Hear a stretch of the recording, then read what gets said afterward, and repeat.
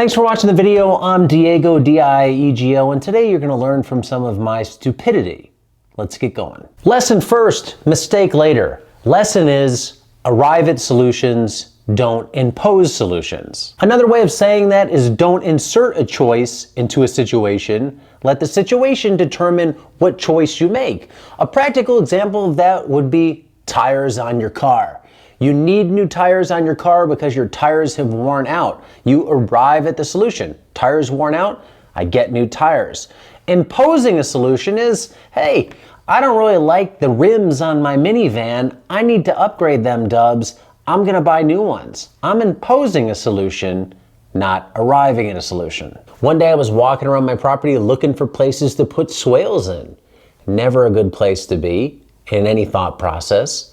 Nonetheless, I found some spots where I decided swales needed to be, or more accurately, where I wanted swales to be. And this was one of those spots you're seeing on screen right here.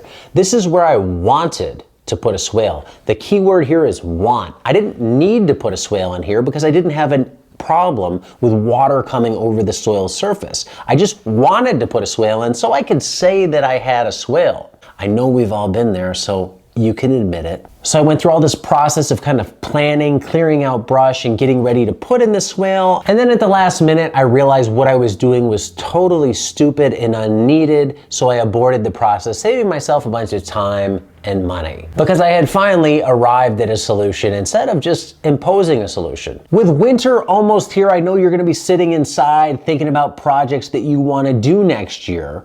Slow your roll a little bit. Look at all those projects and say, what are the things on my want list here that I actually need to do?